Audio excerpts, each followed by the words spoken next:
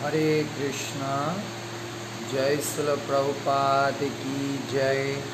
अनंत कोटि वैष्णव भक्तवृंद की जय। निताई गौर सीतानाथ प्रेमानंदे हरि हरि बोल। तो आशा करी आपनारा सकले गुरु गौरांगेर कृपाय भालो आछेन एवं कृष्ण भक्तिते आछेन।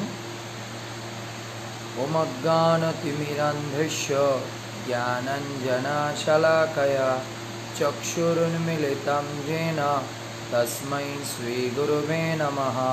श्रीचैतन्यमनोभीष्टं स्थापितं येन भूतले स्वयं रूपा कदा मह्यं ददाति स्वपदान्तिकं।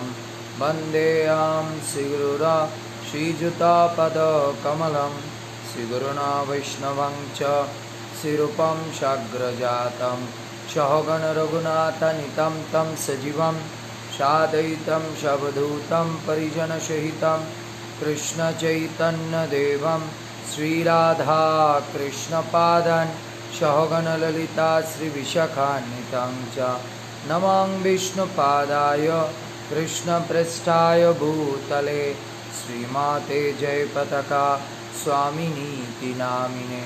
नमो आचार्यपादाय निताय कृपाप्रदायिने गौड़काथधमदाय नगरग्रामतारिणे। नमामि विष्णुपादाय कृष्णप्रेष्ठाय भूतले श्रीमाते भक्तिवेदान्त स्वामिनीति नामिने। नमस्ते सारस्वती देवे गौरवाणी प्रचारिणे निर्विशेष शून्यवादी पाश्चात्यदेशतारिणे। जय श्री कृष्ण चैतन्य प्रभु नित्यानंद श्री अद्वैत गदाधर शिवासादि गौरभक्तवृंद। हरे कृष्णा कृष्णा कृष्णा हरे हरे हरे राम राम राम हरे हरे। मुखं करोति वाचालं पङ्गुलङ्घायति गिरिं यत्कृपातमहं वन्दे परमानन्दमाधवं। श्रीगुरुदीनतारिणं श्रीचैतन्यईश्वरं नष्टप्रायेषु अभद्रेषु नित्यं भागवत सेवया भगवतीरुत्तमश्लोके भक्तिर्भवति नैष्टिकी। हरि ओम तत्सत्। सर्वप्रथमे आमार परमाराध्य गुरुदेव श्रील जयपताका स्वामी गुरु महाराजेर रातुल चरण कमले प्रणति ज्ञापन करछि। इस्कन प्रतिष्ठाता आचार्य जगतगुरु श्रील प्रभुपादेर रातुल चरण कमले आमार प्रणति ज्ञापन करछि। पूर्वतन आचार्य गोस्वामी वर्गेर चरण कमले आमी प्रणति ज्ञापन करछि। तत्संगे जारा आपनारा एई लाइवे उपस्थित हयेछेन कृष्णेर लीला कथा आविर्भाव लीला कथा श्रवणेर तादेर चरण कमल आमी प्रणति ज्ञापन करछि। सकले आमाके कृपा आशीर्वाद दान करबेन जे आमी जेन एई कथा आमार निजेर हृदयेर मार्जनेर जन्य एवं तथा आपनादेर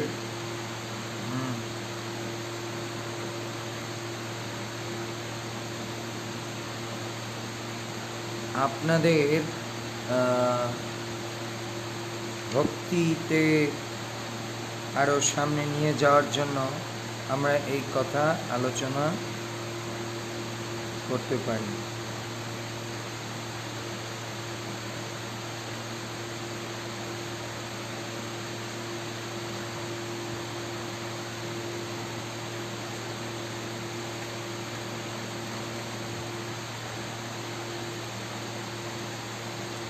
तो आमरा कालके शुनेछिलाम आपनारा सबाई एकटु बेशी बेशी करे शेयर करे दिबेन जाते सबाई एखन एई कृष्णेर लीला कथा ठीक ठीक मतो श्रवण करे तारा उपलब्धि करते पारे।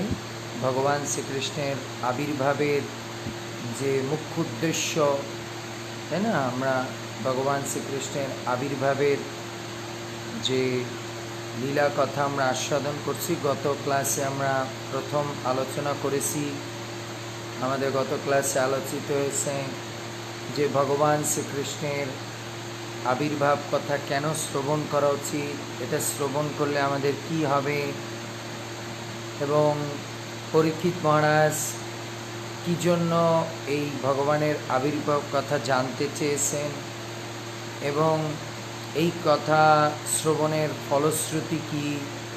তখন সুখদেব গোস্বামীকে পরীক্ষিত মহারাজ বিভিন্ন প্রশ্নের অবতারণ করেছেন। আপনার সবাই আমার আওয়াজ শুনতে পাচ্ছেন তো? একটু লিখবেন। সো আজকে যখন পরীক্ষিত মহারাজ কালকে জিজ্ঞেস করেছেন বিভিন্ন প্রশ্ন, আজকে সুখদেব গোস্বামী সে বিভিন্ন প্রশ্নের উত্তর দেওয়ার চেষ্টা করছেন। শেফালি মা লিখেছেন আমি 19টি গ্রুপে শেয়ার করেছি, ভেরি গুড। তো শুকয়োবাচ সম্যক ব্যবসিতা বুদ্ধি রাজস্বী সত্যম বাসুদেব কথায়াম তে যত জাতা নৈষ্টিকীরতি। সুখদেব গোস্বামী বললেন, হে রাজর্ষি, যেহেতু আপনি বসুদেবের কথায় অত্যন্ত আকৃষ্ট হয়েছেন, তাই নিশ্চিতভাবে আপনার বুদ্ধি আধ্যাত্মিক জ্ঞানে স্থির হয়েছে, যা মানব জীবনের জন্য চরম লক্ষ্য। যেহেতু এই আকর্ষণ অপ্রতিহতা, তাই নিশ্চিতরূপে এটা পরম মঙ্গলজনক। কালকে বিভিন্ন প্রশ্নের অবতারণ করেছেন, সেই প্রশ্ন অষ্টমী মাতাজি লিখেছেন। হ্যাঁ প্রভু, শোনা যাচ্ছে, থ্যাংক ইউ। তো সুখদেব গোস্বামী সেই প্রশ্নের উত্তর দিয়ে আজকে বলছেন যে এই সমস্ত প্রশ্ন যারা করেন ভগবানের, কালকে আকার নিয়ে নিরাকার নিয়ে প্রশ্ন করেছেন, ভগবানের আবির্ভাবের কারণ হেতু জিজ্ঞেস করেছেন, ভগবানের আবির্ভাবের সময় কেন আবির্ভূত হয়েছেন, বৃষ্টি বংশে কেন, এই সমস্ত যাবতীয় বিভিন্ন প্রশ্ন করার ফলে সুখদেব গোস্বামী অত্যন্ত প্রসন্ন হয়েছেন। আর তখন তিনি বলছেন, হে রাজর্ষি, যেহেতু আপনি বসুদেবের কথায় অত্যন্ত আকৃষ্ট, তাই নিশ্চিতভাবে আপনার বুদ্ধি আধ্যাত্মিক জ্ঞানে স্থির হয়েছে, যা মানব জীবনের চরম লক্ষ্য। যেহেতু এই আকর্ষণ অপ্রতিহতা, তাই নিশ্চিত রূপে তা পরম লক্ষ্য। তাই যেহেতু এই কথা হচ্ছে মানব জীবনের পরম লক্ষ্য হচ্ছে কৃষ্ণকে জানা, অথত ব্রহ্ম জিজ্ঞাসা, ভগবান শ্রীকৃষ্ণকে জানা, ভগবানের ব্যক্ত অব্যক্ত রূপ সম্পর্কে জানা, ভগবানের কথার প্রতি রুচি আনা। এজন্য বলছে বাসুদেবে কথা প্রশ্ন পুরুষাম স্ত্রীণ পুনাতি বক্তারম প্রচক্ষম শ্রোতত শ্রোতিন তৎপাদ সলিলম যথা। ভগবান বিষ্ণুর পাদ উদ্ভূতা গঙ্গা যেমন, শুনুন, এই ভগবানের জন্মাষ্টমীর কথা শ্রবণ করলে কি হবে। ভগবান শ্রী বিষ্ণুর পাদ উদ্ভূতা গঙ্গা যেমন ত্রিভুবনকে পবিত্র করে, তেমনি বাসুদেব শ্রীকৃষ্ণের লীলা ও চরিত্র বিষয়ক প্রশ্ন প্রবক্তা, প্রশ্নকর্তা এবং শ্রোতা, এই তিন প্রকার ব্যক্তিকে পবিত্র করে। যারা শ্রবণ করবে, যারা বলবে এবং যারা প্রশ্ন করবে, যারা শেয়ার করবে, সকলেই কী হবে? পবিত্র হবে। ভাগবতের কথা, বুঝতে পেরেছি। এই প্রশ্ন এইভাবে বলেছেন। তখন এইভাবে বলার পরে তার প্রথম প্রশ্ন ছিল যে পরম ব্রহ্মের আকার কি, মানে এই ভগবান। কারণ এই জগতে আমাদের, কালকে আমি একটু টাচ করেছিলাম যে আমাদের এই জগতে সবচেয়ে বড় প্রবলেম হচ্ছে ভগবান শ্রীকৃষ্ণের আকার নিরাকার নিয়ে আমাদের খুব প্রবলেম আছে। সেটা অন্য ধর্মের কথাই বাদ দিই, আমাদের নিজেদের সনাতন ধর্মের মধ্যেই অনেক মতভেদ আছে। কেউ বলে ভগবান সাকার, কেউ বলে নিরাকার, তাই না? তাই শ্রুতি শাস্ত্রে কোনো কোনো স্থানে পরম ব্রহ্মকে নিরাকার, নির্গুণ, অজ বলে বর্ণনা করা হয়েছে। তা সাধারণত মানুষ, এমনকি অভক্ত জ্ঞানীরাও পর্যন্ত পরম ব্রহ্মকে শ্রীকৃষ্ণের রূপ ও জন্ম সম্বন্ধে বিভ্রান্ত হয়ে থাকেন। শ্রুতিতে নিরাকার ব্রহ্মের অর্থ হচ্ছে যার জড় রূপ নেই। শ্রুতিশাস্ত্রে নিরাকার ব্রহ্মের কথা বলা হয়েছে, যার মানে যেখানে ভগবানের কোনো রূপ নেই। শ্রুতিশাস্ত্র যেগুলো শ্রবণ করে করে এসেছে, যেরকম পুরাণ আদি, তারপরে সে বেদ, এসে শ্রুতিশাস্ত্র। আমাদের ভাগবত হয়তো সাকারের কথা বলেছেন, কিন্তু আপনি বেদ পড়লে দেখবেন সেখানে 90% জায়গায় বলা হয়েছে ভগবানের নিরাকার ব্রহ্মের কথা। সো আপনারা একটু কনফিউশনে পড়ে যাবেন, আসলে ভগবান সাকার না নিরাকার, সেই তত্ত্বটাকে আমরা রিসার্চ করার আজকে চেষ্টা করব।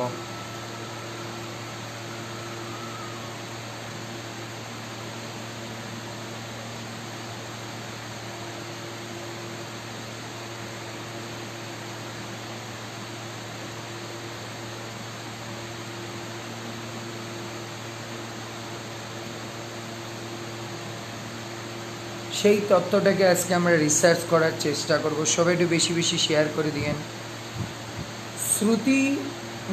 শ্রুতি বর্ণিত নিরাকার ব্রহ্মের অর্থ হচ্ছে যার কোনো জড় রূপ নেই। বুঝতে পেরেছেন? শ্রুতি শাস্ত্রে বেদে যে বলেছে ভগবান নিরাকার, এটা ঠিক আছে। কেন? কারণ হচ্ছে ভগবানের কোনো ভৌতিক শরীর নেই, তার হচ্ছে চিন্ময় রূপ আছে। এর জন্য তো বেদে ঠিকই বলেছে, কারণ বেদে তো চিন্ময় তত্ত্বের কথা বলেছে। তাই তার জন্ম আছে, কিন্তু জন্মবদ্ধ জীবের মতো নয়। ভগবানের শ্রীকৃষ্ণের জন্ম আছে, কিন্তু কারণ আপনারা এখন বলবেন, প্রভু আমরা তো শুনি ভগবানের জন্ম না আবির্ভাব। শ্রীল প্রভুপাদ বলেছেন এই জগতে ভগবানের জন্ম আছে, কিন্তু চিন্ময় জগতে ভগবানের জন্ম নেই। তবে এই জগতেও ভগবানের জন্মটা কীরকম? না, ভগবানের এই জগতে জন্ম আমাদের মতো না। এই জগতেও ভগবানের যে জন্ম সেটা হচ্ছে চিন্ময় জন্ম, তাই না? এটা হচ্ছে আবির্ভাব, জন্ম না। যেরকম আমরা সূর্যকে দেখি, সূর্যের কি জন্ম হয়? আপাত দৃষ্টিতে আমাদের মনে হয় সূর্যের জন্ম হয়, সকালবেলা ওঠে, বিকেলবেলা অস্ত যায়, কিন্তু এটা সূর্য ঘূর্ণায়মান, পৃথিবীর চারদিকে ঘূর্ণায়মান। এর জন্য সূর্য জন্মগ্রহণ করে না। আমাদের ভৌতিক দৃষ্টিতে সূর্যের জন্ম, তারপরে উদয় অস্ত হয়, কিন্তু সূর্যের উদয় অস্ত না, সূর্য ঘুরতে থাকে। সো ভগবান শ্রীকৃষ্ণ এই পৃথিবী প্রত্যেকটা ব্রহ্মাণ্ডে এবং প্রত্যেকটা ব্রহ্মার প্রতি একদিনে তিনি ঘূর্ণায়মান হয়ে আসে যায়। তাই আমাদের কাছে সেটা মনে হয় এটা জন্ম। আসলে এটা জন্ম না, এটাকে বলা হয় আবির্ভাব। আবির্ভাব মানে সে সবসময় আসে, কিন্তু কখনো, যেরকম আপনারা কি করেছেন, আপনারা দেখেছেন যে থিয়েটারে দেখেছেন, থিয়েটারে কি দেখেন, একটা নায়ক নায়িকা এসে একটা সিন দেখালে, সিন দেখিয়ে সে কী করলো, পর্দার আড়ালে চলে গেল। আবার 15 মিনিট পর আরেক চলে গেল, মানে আমরা মনে করলাম ওর শেষ না। আবার 15 মিনিট পরে সে আরেকটা ড্রেস পরে, অন্য মেকআপ নিয়ে, গেট আপ সেট আপ নিয়ে সে এসে কী করলো, আর একটা সিন দেখালো। তার মানে ব্যক্তি আছে, শুধু বিভিন্ন স্বরূপে, বিভিন্ন ড্রেস আপে, বিভিন্ন উপায়ে তিনি এসে আমাদের তার লীলা দেখাচ্ছেন। তাই বলা হয়েছে জন্ম কর্মচ মে দিব্যম, জন্ম কর্মচ মে দিব্যম। কারণ ভগবানের জন্ম কর্ম কোনো ভৌতিক না, এটা হচ্ছে দিব্য। দিব্য মানে কি? দিব্য মানে নিত্য। তার মানে ভগবান নিত্য আছেন, তার নিত্য জন্ম হচ্ছে প্রতি ক্ষণে ক্ষণে, তাই নিত্য। কারণ ভগবান এক এক স্বরূপে, এক একভাবে, এক এক দৃষ্টিকোণ থেকে, তাই না? এই দেখুন, এই জগতে যে বাচ্চাগুলো আমাদের জন্ম হচ্ছে, এরাও তো ভগবানের এক এক রূপ না? কারণ এদের মধ্যে পরমাত্মা আছে। তো এটাও কি ভগবানের জন্ম হচ্ছে না? এটাও তো ভগবানের জন্ম হচ্ছে এক একটা স্বরূপে। মনুষ্য স্বরূপেও তো তার এক এক রকম, আবার পশুদের জন্ম হচ্ছে, পক্ষীর জন্ম হচ্ছে, সবই তো ভগবানের বিভিন্ন রূপ। তাহলে ভগবানের বিভিন্ন স্বরূপে আবির্ভাব হচ্ছে। মুন্ডক স্মৃতিতে দ্বিতীয় অধ্যায়ের দ্বিতীয় স্কন্ধের দ্বিতীয় অধ্যায়ের 8 নম্বর শ্লোকে বলা হয়েছে, বিদ্যতে হৃদয় গ্রন্থি সিদ্ধান্তে সর্ব সংশয়া ক্ষীয়ন্তে চ ঐশ্য কর্মাণি তস্মিন দৃষ্টা পরাবরে। সেই পরম ব্রহ্মের দর্শন লাভ করলে হৃদয়ের গ্রন্থি নষ্ট হয়ে যায়, সমস্ত সংশয় দূরীভূত হয়, সমস্ত কর্মফল ক্ষয়প্রাপ্ত হয়। এখানে সেই পরম ব্রহ্মের কথা বর্ণিত আছে, তাতে বোঝা গেছে তার রূপ আছে। তাহলে আমরা দেখতে পারলাম মুন্ডক শ্রুতিতেও আছে যে ভগবানের রূপ আছে, ভগবান নিরাকার না, ভগবান নিরাকার না। ভগবানের সেই রূপ দেখলে আমাদের এই যে ভগবন্ধনে আসক্তির যে গ্রন্থি, গ্রন্থি মানে গাঁট, সেটা ছিন্ন হয়ে যায়, মানে এই জড় আসক্তি কেটে আমাদের চিন্ময় আসক্তি বৃদ্ধি পায়। পরমব্রহ্ম শ্রীকৃষ্ণের আবির্ভাব সম্বন্ধে জানার পূর্বে পরমব্রহ্মের যে আদৌ আবির্ভাব হওয়ার মতো কোনো রূপ আছে কিনা তা আমাদের জানতে হবে। আসলে ভগবান যে সে আবির্ভাবের কোনো রূপ আছে কিনা সেইটা আগে আমাদের জানতে হবে। কিছু দার্শনিক পরমব্রহ্মের আদৌ কোনো রূপ নেই, নিরাকার বলে তারা কি করে, পোষণ করে। আর কিছু দার্শনিক বলে না, ভগবান নিরাকার, নির্গুণ, আবার সাকার, মানে দুই দ্বৈত অবস্থা। সেই নিরাকার রূপ থেকে তিনি সাকার রূপ বরণ করে, কিন্তু তারা যুক্তি পরমেশ্বর ভগবানের সাকার স্বরূপের নিত্যতা হানি হয়। বৈষ্ণব আচার্যদের মতে হচ্ছে পরম ব্রহ্মের সাকার রূপটি নিত্য, তা নিরাকার থেকে সত্য গুণ যুক্ত হয়ে সাকার রূপ ধারণ করে না। ভগবান সত্য রজ তমগুণের অতি শুদ্ধতমে, তাই তার মধ্যে কোনো গুণ থাকতে পারে না। তার মানে যারা বিজ্ঞানী বা বিভিন্ন মায়াবাদী তারা বলে ভগবান নিরাকার থেকে সাকার হয়েছে, কিন্তু আমাদের বৈষ্ণব আচার্যরা গুণ নেই। তো নিরাকারের মধ্যে যখন গুণ থাকে না, তাহলে সেটা দিকে কিভাবে সে আসে? সাকারের গুণ হয় তখন সেটা নিরাকার হতে পারে, তাই না? যেটা নিরাকার বস্তু সেটা কিভাবে সাকার হয়? সাকার বস্তু থেকেই নিরাকার আসতে পারে, নিরাকার থেকে কখনো কিছু। আমাদের মাথায় যদি কোনো বস্তুর আইডিয়াই না থাকে, তাহলে আমরা কিভাবে একটা জিনিসকে তৈরি করব? আমাদের মাথায় একটা জিনিসের আইডিয়া থাকতে হবে, তাহলে আমরা একটা বস্তু সম্পর্কে জানতে পারবো। তাই আমাদের বৈষ্ণব আচার্যদের সিদ্ধান্ত হচ্ছে ভগবান মূলত সাকার, কিন্তু মানুষের চেতনা ভেদে তিনি নিরাকার রূপ ধারণ করে। তাই পরমব্রহ্মের নিত্য দিব্য রূপ সম্পর্কে ভগবদ্ গীতার 7ম অধ্যায়ে বলা হয়েছে। 7th অধ্যায়ে 24 এবং 25 শ্লোকের তাৎপর্যে ছিল প্রভুপাদ তার প্রাঞ্জল ভাষ্য ব্যাখ্যা করেছেন। অব্যক্ত ব্যক্তিমাপন্নম মন্নন্তে মাম বুদ্ধয় পরম ভাবম জানন্ত মাম অব্যয়ম অনুত্তমম। শুনুন ভালো করে। বুদ্ধিহীন মানুষেরা যারা আমাকে জানে না, মনে করে যে আমি পূর্বে অব্যক্ত নির্বিশেষ ছিলাম। বুদ্ধিহীন মানুষেরা যারা আমাকে জানে না, মনে করে আমি পূর্বে অব্যক্ত ছিলাম। তার মানে কি বলছে? যারা মনে করে ভগবান পূর্বে অব্যক্ত মানে নিরাকার ছিল, তাদেরকে গীতায় বলা হয়েছে তারা হচ্ছে মূঢ়, নির্বুদ্ধি। গীতাতে ভগবান বলছে যারা মনে করে ভগবান শ্রীকৃষ্ণ হচ্ছে নিরাকার ছিল, নিরাকার থেকে তখন তিনি লীলা প্রকট করার জন্য সাকার হয়েছে, তারা হচ্ছে বুদ্ধিহীন, মূঢ়। হ্যাঁ, বুদ্ধিহীন মূঢ় বলেছে।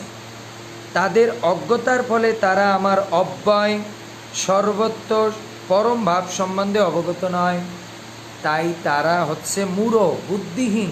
তাই তারা ভগবানের অব্যয় শাশ্বত রূপ সম্পর্কে তাদের কোনো আইডিয়া নেই। তাহলে আমরা বুঝতে পারলাম ভগবান শ্রীকৃষ্ণকে সাকার রূপে জানতে হলে বুদ্ধি থাকতে হবে। আর এই বুদ্ধিটা কি? এই বুদ্ধিটা কি? এটা হচ্ছে শ্রদ্ধা, এটা হচ্ছে ভজন, বিশ্বাস, এগুলো থাকতে হবে। এর জন্যই ভগবান গীতার 10ম অধ্যায়ে 10 নম্বর শ্লোকে বলেছেন তেষাং সতত যুক্তানাং ভজতাম প্রীতিপূর্বকম দদামি বুদ্ধিযোগম। তাহলে কি বুদ্ধি দান করবে ভগবান? তিনি যে সাকার না নিরাকার এই বুদ্ধি দান করবেন। সে কীভাবে হবে? তেষাং সতত যুক্তানাম, যারা সর্বদা কৃষ্ণের ভক্তিতে যুক্ত থাকবে, ভজতাম প্রীতিপূর্বকম, যারা ভক্তিযোগ ঠিকভাবে পালন। এই প্রীতি কি? প্রীতি হচ্ছে বিশ্বাস, শ্রদ্ধা, ভালোবাসা, এর মাধ্যমে তখন ভগবান শ্রীকৃষ্ণ তাকে কি করবেন? সেই জিনিস দান করবেন। তো এই সম্পর্কে তাহলে এই শ্লোকে দেব উপাসকদের অল্প বুদ্ধি সম্পন্ন বলে বর্ণনা করা হয়েছে এবং এখানে নির্বিশেষবাদীদেরও সেই বুদ্ধিহীন বলে বর্ণনা করা হয়েছে। ভগবান শ্রীকৃষ্ণ তার স্বরূপে অর্জুনের সঙ্গে এখানে তার স্বরূপে অর্জুনের সঙ্গে কথা বলছেন, অথচ নির্বিশেষবাদীরা এতই মূর্খ যে তারা ভগবানের নিরাকার বলে তর্ক করে। তাহলে আমরা বুঝতে পারি যারা ভগবানকে নিরাকার মনে করে তারা হচ্ছে মূর্খ, গণ্ডমূর্খ, যে ভগবান শ্রীকৃষ্ণ নিরাকার। তাই যমুনাচার্য এই রামানুচার্যের পরম্পরার মহিমায় ভগবত ভক্ত যমুনাচার্য এই সম্পর্কে একটা সুন্দর শ্লোক বলেছেন। কি বলেছেন? তাম শীল রূপ চরিত্রই পরম প্রকৃষ্টে সত্যেন সাত্বিকয়া প্রবলৈচ্চ শাস্ত্রই প্রখ্যাত দৈব পরমার্থ বিদ্যাম মতৈ চ নৈবাসুর প্রকৃতায় প্রবদন্তি বোবুদ্ধম। তা বলছে ভগবান কি বলছে? এই যমুনাচার্য কি বলছে দেখুন। হে ভগবান, তুমি মহামুনি ব্যাসদেব, নারদ আদি ভক্তেরা তোমাকে পরমেশ্বর ভগবান বলে জানেন। তার মানে ব্যাসদেব জানেন ভগবান, নারদ জানেন তিনি ভগবান, তারপর অন্যান্য ঋষি মুনি ঋষিরাও জানে ভগবান। বিভিন্ন বৈদিক শাস্ত্রের মাধ্যমে তোমার রূপ, গুণ, লীলা ইত্যাদি সম্বন্ধে অবগত হওয়া যায় এবং জানতে পারা যায় যে তুমি পরমেশ্বর ভগবান। কিন্তু রজ তমগুণের দ্বারা আচ্ছাদিত অভক্ত অসুরেরা কখনোই তোমাকে জানতে পারে না, কারণ তোমার তত্ত্ব হৃদয়ঙ্গম করতে তারা সম্পূর্ণ অসমর্থ। এই ধরনের অভক্তরা বেদান্ত, উপনিষদ ইত্যাদি বৈদিক শাস্ত্র চর্চায় অত্যন্ত পারদর্শী হতে পারে, কিন্তু তাদের পক্ষে পরম পুরুষোত্তমকে জানতে পারা সম্ভব নয়। তাই তারা কি করবে? বেদ উপনিষদ পূরণ করে জানবে ভগবান নিরাকার, কিন্তু তারা জানতে পারবেন না ভগবান সাকার। কেন? কারণ তারা কোনো আচার্যদের চরণে কি করবে না? প্রপত্তি স্বীকার করবে না। তারা শুধু বই পড়ে পড়ে জানার চেষ্টা করবে, যুক্তিকে মানতে চাইবে না। এর জন্য শাস্ত্রে বলছে স্মৃতি শ্রুতি পুরাণ আদি পঞ্চরাত্রি বিধিং বিনা অহৈতুক উৎপাতৈব কল্পতে। যারা স্মৃতি শ্রুতি পুরাণ আদির ব্যাখ্যাকে আচার্যদের অনুসারে জানবে না, উৎপাতৈব কল্পতে, তারা সংসারে সমাজে উৎপাতের সৃষ্টি করবে ভগবানের সাকার নিরাকার নিয়ে। বুঝতে পেরেছেন? নারদ পঞ্চরাত্রে ভগবান বলেছেন, নারদ মুনি বলেছেন, রামানুচার্যের শিষ্য যমুনাচার্যও সেই কথা বলেছেন। তো কেন তারা জানতে পারবে না? কারণ তাদের মধ্যে ভগবানের প্রতি শ্রদ্ধা নেই, বিশ্বাস নেই। এর জন্যই ভগবান শ্রীকৃষ্ণ গীতায় বলছেন কি? ভক্তা মামাভি জানাতি, আমার ভক্তই আমার স্বরূপকে জানতে পারে, আর কেউ আমাকে জানতে পারে না। ব্রহ্মসংহিতায় বলা হয়েছে কেবল বেদান্ত শাস্ত্র অধ্যয়ন করার মাধ্যমেই পরমেশ্বর ভগবানকে জানতে পারা যায় না। ব্রহ্মসংহিতায় বলা হয়েছে ভগবানের কৃপার ফলেই কেবল কেউ পরমেশ্বর ভগবানকে জানতে পারে, কারণ আমরা আমাদের শক্তির দ্বারা ভগবানকে জানতে পারো না। ভগবান যদি কারো উপরে কৃপা করে, আর ভগবান কারো উপরে কৃপা করবে কখন? যখন এক ভক্ত তাকে জানার প্রয়াস করবে। আমরা দেখতে পাই কৃষ্ণের লীলায় মা যশোদা অনেকবার ভগবানকে বাঁধতে চেয়েছেন, কিন্তু কোনোবার কি বাঁধতে পেরেছেন? না। কিন্তু তিনি যখন প্রয়াস করতে করতে করতে একবারে ক্লান্ত হয়ে পড়েছেন আর কান্না করতে শুরু করেছেন, ভগবানের শরণাগত হয়েছেন, কানা আমি তোকে বাঁধতে পারলাম না, তখন ভগবান তাকে বাধার সুযোগ দিয়েছেন। কারণ ভগবান হচ্ছে চিন্ময়, ভগবান চিন্ময়। তাই আমাদের এই জড় চোখ দিয়ে, জড় বুদ্ধি দিয়ে আমরা চিন্ময় বস্তুকে দেখতে পারবো না। যেরকম দেখুন, আমরা এখন কথা বলছি, আমাদের এই হাওয়ার মধ্যে ভাইরাস আছে, আমরা দেখতে পাচ্ছি। আমার এই হাত, তার মধ্যে ভাইরাস আছে, দেখতে পাচ্ছি না। কিন্তু আপনি আমি যখন ম্যাগনিফাই গ্লাস লাগাবো, সেই ম্যাগনিফাই গ্লাস থেকে দেখতে পারবো ভাইরাস ঘুরতেছে। ঠিক তেমনি আমাদের কাছে ভগবান আছে, কিন্তু যোগমায়ার দ্বারা কার্টেন দেওয়া আছে, আবৃত আছে। তাই যখন আমরা ভজন করতে করতে, সাধু সঙ্গে থেকে থেকে, ভক্তি করতে করতে আমাদের এই মায়ার যে অ্যাটাচমেন্ট, যে মায়ার যে আসক্তি, এই আবরণিকা শক্তি যখন কেটে যাবে, তখন আমরা ভগবানকে সাকার রূপে জানব। ভগবান বুঝাচ্ছে। তাই শ্রীমদ্ ভাগবতে বলা হয়েছে, অদ্বয় জ্ঞানের সূচনা হয় নির্বিশেষ ব্রহ্ম থেকে, তারপর তা পরমাত্মার স্তরে উন্নীত হয়, তারপর পরম তত্ত্বের শেষ কথা হচ্ছে পরম পুরুষোত্তম ভগবান। আধুনিক যুগে নির্বিশেষবাদীরা বিশেষভাবে মূর্খ, কারণ তারা পূর্বতন মহান আচার্য শঙ্করাচার্যের শিক্ষা অনুসরণ করে না, যিনি বিশেষভাবে নির্দেশ দিয়ে গেছেন। শ্রীকৃষ্ণই হচ্ছেন পরম পুরুষোত্তম ভগবান। নির্বিশেষবাদীরা এই পরম তত্ত্ব সম্পর্কে সম্পূর্ণ অবগত হয়ে মনে করে শ্রীকৃষ্ণ হচ্ছেন দেবকী বসুদেবের সন্তান মাত্র, অথবা একজন রাজকুমার, শক্তিশালী জীব মাত্র।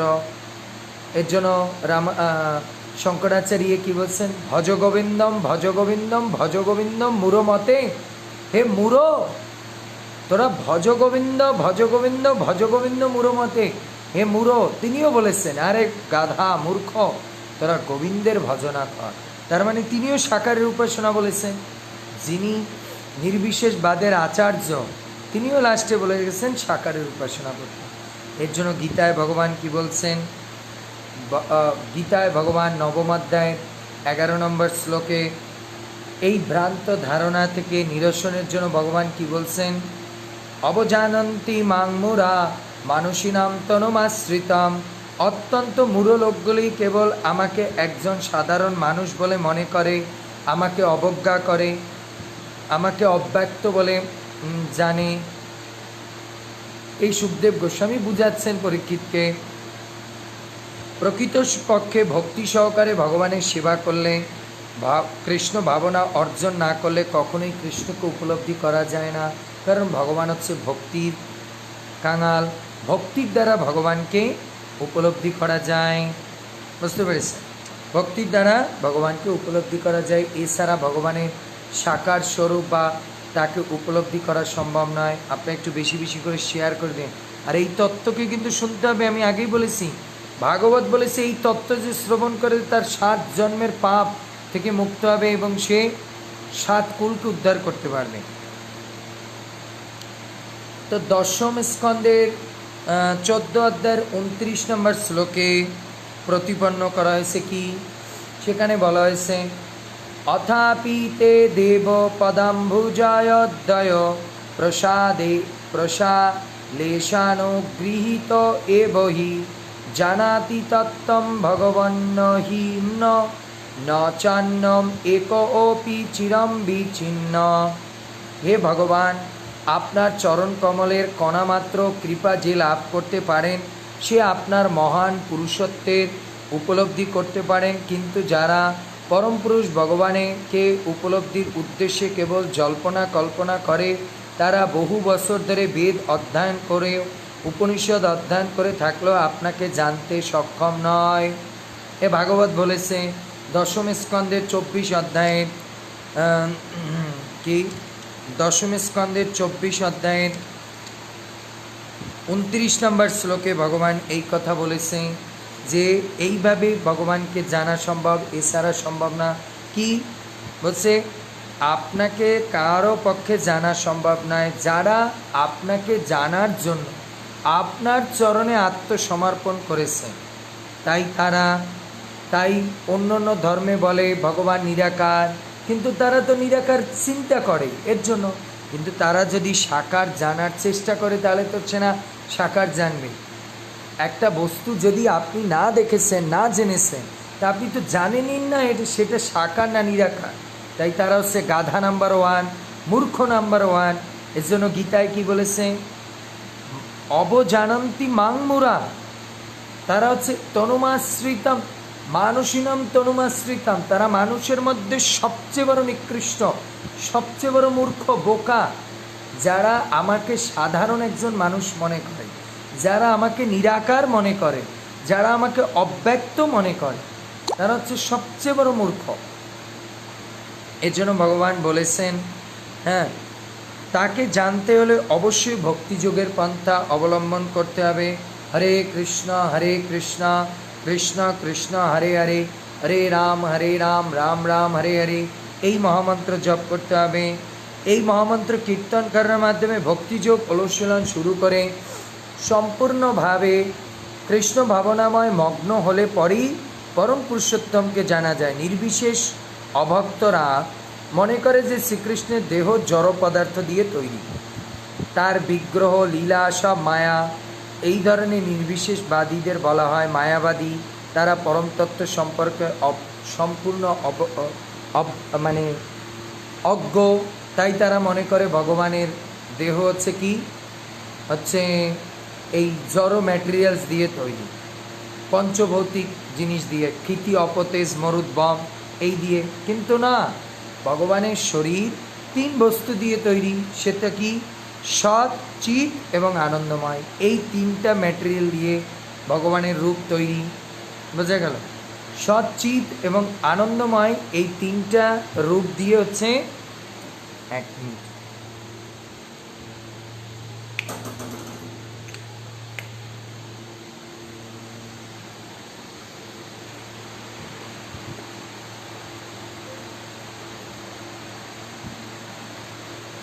এই তিনটে রূপ দিয়ে হচ্ছে, তিনটে বস্তু দিয়ে হচ্ছে ভগবানের শরীর তৈরি। তাই তিনি না।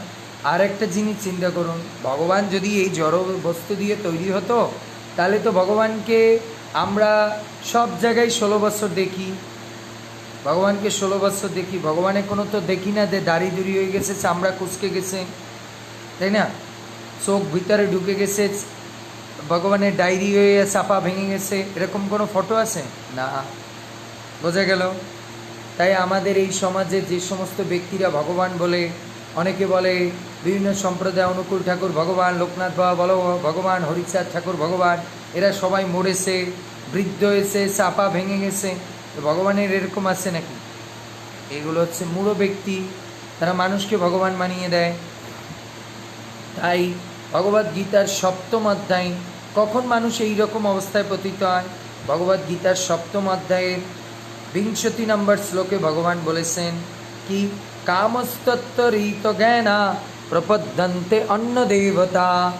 যারা কামের দ্বারা জর্জরিত হয়ে পড়ে, তারা অন্য দেবতার বশীভূত হয়ে তারা ভগবানকে এই নিরাকার সাধারণ মানুষ এই সমস্ত মনে করে। কামনা বাসনার দ্বারা যাদের বুদ্ধি লোপ পেয়েছে, তারাই বিভিন্ন দেবদেবতার উপাসনায় প্রবৃত্ত হয়। এটাও স্বীকৃত হয়েছে যে ভগবানের পরমধাম ছাড়াও বিভিন্ন দেবদেবীর গৃহলোক হয়েছে। তাই 23 শ্লোকে বলা হয়েছে, দেবানো দেব য জান্তি মদ্ভক্তা জান্তি মাম অপি।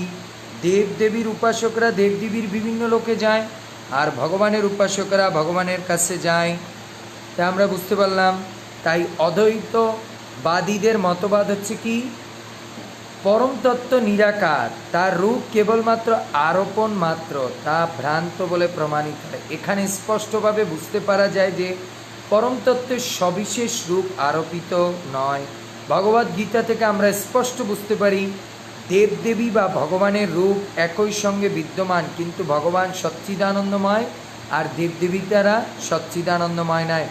বেদেও বারবার উল্লেখ করা হয়েছে পরমেশ্বর হচ্ছে আনন্দময় অভ্যাসত, তার মানে তিনি সবসময় কি, সবসময় আনন্দ।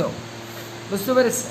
আমাদের এই দেহ 24টা তত্ত্বের দ্বারা তৈরি, কিন্তু ভগবানের দেহ 3টে তত্ত্বের দ্বারা তৈরি। সেটা কি? সৎ, চিৎ আর আনন্দময়, এই 3 তত্ত্বের দ্বারা। এর জন্যই বেদে কি বলা হয়েছে? বেদের প্রথম শ্লোকে আনন্দময় অভ্যাসাত, ভগবান সর্বদা আনন্দময়ের মধ্যে বিরাজমান থাকে।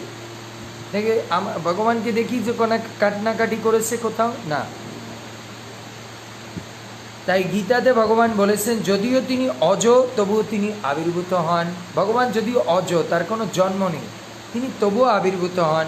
গীতার মাধ্যমে ভগবানের এই সম্বন্ধে স্পষ্ট বলে যে মায়াবাদীরা যে কিভাবে মনে করে ভগবান নিরে এটা ধারণার অতীত। গীতার মাধ্যমে আমরা বুঝতে পারি নির্বিশেষবাদীদের অদ্বৈত মতবাদ সম্পূর্ণ ভ্রান্ত। এখানে স্পষ্ট বোঝা যায় যে ভগবান শ্রীকৃষ্ণের রূপ আছে, ব্যক্তিত্ব আছে, ভগবান নিরাকার না, ভগবানের রূপ আছে, ব্যক্তিত্ব আছে। তাই গীতায় কি বলেছে 25 নম্বর শ্লোকে বলেছে, নবোধ্যায় 25 নম্বর, নাহং প্রকাশ সর্বস্ব যোগ মায়া সমাবৃতম, নাহং প্রকাশ সর্বস্ব যোগ মায়া সমাবৃতম, মূঢ় অয়ম নাভিজানাতি লোক মাম লোক মাম লোক মাম অজ অব্যয়ম। আমি মূঢ় বুদ্ধিহীন ব্যক্তির কাছে কখনো প্রকাশিত হই না। তাই যারা মূঢ় বুদ্ধিহীন, কম বুদ্ধিসম্পন্ন দেবদেবী উপাসক, তাদের কাছে কখনো ভগবান প্রকাশিত হন না। তাদের কাছে আমি আমার অন্তরঙ্গ শক্তি যোগমায়ের দ্বারা আবৃত থাকি, তার মানে কার্টেন দ্বারা ঢাকা থাকে। ভগবান যোগমায়ার পর্দার দ্বারা তাদের সামনে ঢাকা থাকে। তাই তারা জন্ম মৃত্যুর হইতে আমার অব্যয় স্বরূপকে জানতে পারে না। তাই বলছে ভগবানের জন্ম মৃত্যু স্বরূপ ছাড়া যে অব্যয় রূপ আছে তা তারা জানতে পারে না। বুঝতে পেরেছে? এর জন্য আমাদের বুঝতে হবে যে আমরা এটা বুঝতে পারি না। যেরকম দেখুন বিড়াল একই মুখ দিয়ে সে তার ছানাকে ধরে বাচ্চাকে নিয়ে যায়, একই মুখ দিয়ে বিড়াল ইঁদুরকে ধরে নেয়, তার বাচ্চাকে যখন বিড়াল মুখ দিয়ে ধরে বাচ্চা আনন্দ পায়। একই বিড়াল যখন মুখ দিয়ে ইঁদুরকে ধরে ইঁদুর কষ্ট পায়। এটা আপনি আমি বুঝতে পারবো না। বুঝবো কখন? যখন আমরা গভীরভাবে তত্ত্বকে উপলব্ধি করতে পারবো, ওই বিড়ালের চেতনায় অধিষ্ঠিত হতে পারবো, তারপর বুঝবো। মাতৃবাৎসল্যে সন্তানকে যেভাবেই ধরো কষ্ট পায় না, কিন্তু শত্রু ভাবাপন্ন হয়ে যখন কেউ ধরে তাতে আস্তে ধরলেও সেখানে কষ্ট পায়। বোঝা গেল? তাই অনেক সময় যুক্তি দেখায় যে শ্রীকৃষ্ণ এই পৃথিবীতে ছিলেন, তখন অনেকে দেখায় এরকম, তখন তিনি সকলের গোচরীভূত ছিলেন, তাহলে তিনি সবার সামনে প্রকটিত হন না কেন? অনেকে প্রশ্ন বোঝায় যে ঠিক আছে, শ্রীকৃষ্ণ যখন এই পৃথিবীতে ছিলেন তখন তিনি সকলেরই গোচরীভূত ছিলেন, তখন তিনি সবার সামনে প্রকটিত হন না কেন? তারা চায় যে ভগবান এটা গরুর প্রকৃতি করে চলে এসে ভগবান দেখাবে, এই দেখো সুন্দর নিত্যানন্দ প্রভুর ফেসবুকে দেখো আমি এসেছি, তোমরা দেখো আমারে পুজো করো, আমাকে প্রণাম করো। এইভাবে মানুষ দেখতে চায়, এরকম বলে। ভগবান এই ওই অমুকেরা আমাদের মন্দির ভেঙে দিয়েছে, ভগবান এখন সামনে এসে দেখায় না কেন? আমার এইটা ক্ষতি হয়েছে, ভগবান এখন অমুকে আমার ক্ষতি করেছে, ভগবান এখন আমার সামনে এসে দেখা দেয় না কেন? বুঝতে পেরেছে? এইভাবে প্রশ্ন করে। শ্রীকৃষ্ণ যখন এই বসুন্ধরা অবতরেন তখন তার কয়েকজন দুর্লভ মহাত্মাই তাকে জানতে পারেন। এখন ভগবানকে আপনি দেখতে পারবেন, কীভাবে দেখতে পারবেন? আপনার তো বিশ্বাস নেই। তাই ভগবান যে আপনাকে কৃপা করছে তা আপনি তো বুঝতে পারেন না, কারণ আপনার কাছে বিশ্বাস নেই। বিশ্বাস না থাকলে তো ভগবান আপনার সামনে বসেও কিছু দেখালে পরেও, দেখালে পরেও আপনি কি করতে পারবেন? ভগবানকে বুঝতে পারবেন না, দেখা দিলে পরে বুঝতে পারবেন। তাই ভীষ্মদেব, কুন্তী, এরা কি সমস্ত প্রতিকূলতার মধ্যেও তারা ভগবানকে দেখতে পেয়েছেন। তাই ভাগবতের প্রথম স্কন্ধের 8ম অধ্যায়ের 19 নম্বর শ্লোকে কুন্তী তার প্রার্থনায় বলেছেন, যোগমায়ার প্রভাবে নিজেকে আবৃত করে রাখেন তিনি, তাই সাধারণ মানুষ তাকে জানতে পারে না। যোগমায়ের আবরণ সম্পর্কে ঈশু উপনিষদের 15 মন্ত্রে প্রতিপন্ন করে প্রার্থনায় বলা হয়েছে। ঈশু উপনিষদে কি বলা হয়েছে শোনো, হিরণ্ময়েন পাত্রেণ সত্যশাপি হিতমুখম তত্ত্বম পূষণম পাবৃণু সত্যধর্মায় দৃষ্টয়ে। হে ভগবান, তুমি সমস্ত জগতের নিয়ন্ত্রা, তোমাকে ভক্তি করাই হচ্ছে পরম ধর্ম। তাই আমি তোমার কাছে প্রার্থনা করি যেন তুমি আমাকে পালন করো।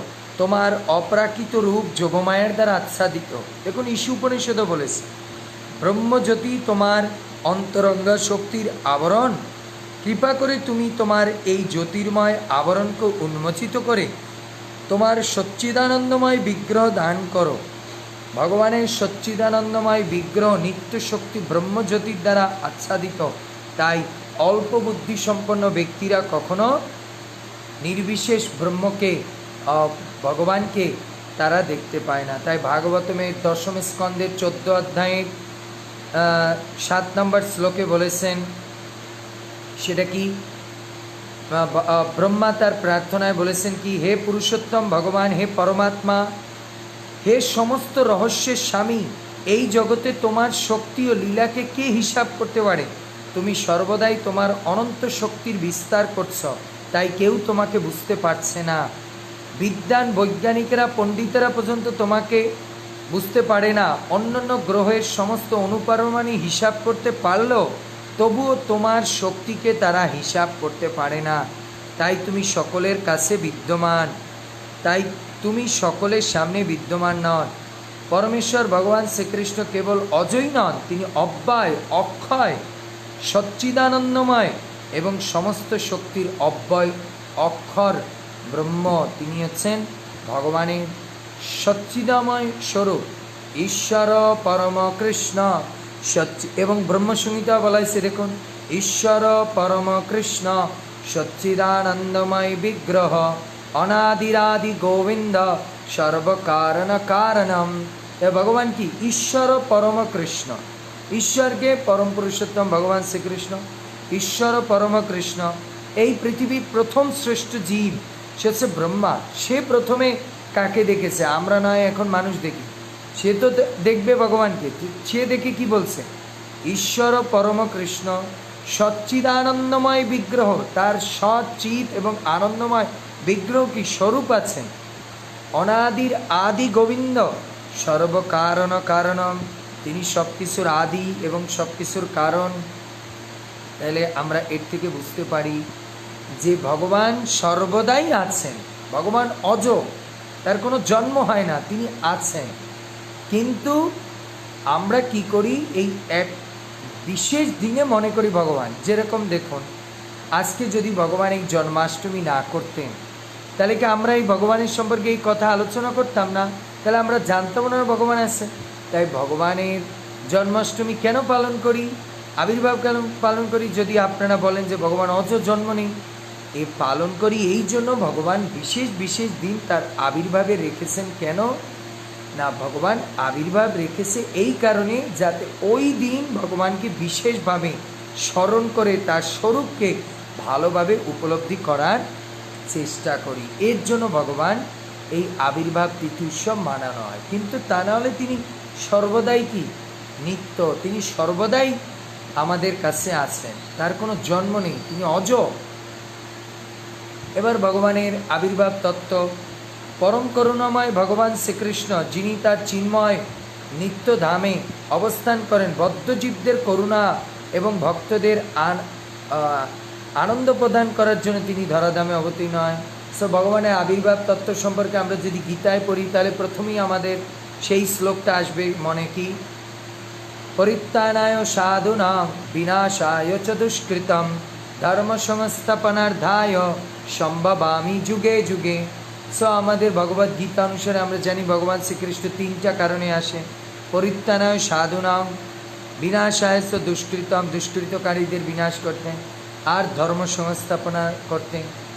এখন আমাদের আচার্যগণ বলেছেন যে এই তিন কারণে ভগবান আসে না। কারণ এই বিশেষ করে এই দুটো কারণ, দুষ্কৃতকারীদের বিনাশ আর ধর্ম সংস্থাপনা। অন্য অন্য ধর্মে আমরা দেখি দুষ্কৃতকারীদের বিনাশ আর ধর্ম সংস্থাপনার জন্য ভগবান কি করেছে? ভগবান তার বিভিন্ন বান্দা, বিভিন্ন ভক্তদের পাঠিয়েছে। প্রথম শব্দটা বলেছে পরিত্রাণায় সাধনা। আমাদের আচার্যরা বলেছেন এখানে পরিত্রাণায় সাধনা বলতে কি বুঝিয়েছে? সাধুদের আবার কি পরিত্রাণ? সাধুরা তো তাদের ভজনের মাধ্যমে পরিত্রাণ হয়ে গেছে, তারা তো মুক্ত পুরুষ, তাদের আবার কি পরিত্রাণ করতে ভগবান আসবে? ভগবানের নামই তো ভগবানকে, ভক্তদেরকে পরিত্রাণ করে। তাহলে ভক্তদের কি পরিত্রাণ দেওয়ার জন্য ভগবান এসেছেন? ভগবানকে কি পরিত্রাণ দেওয়ার জন্য এসেছেন? ভগবান হৃদয়ের মধ্যে কি পরিত্যাগ?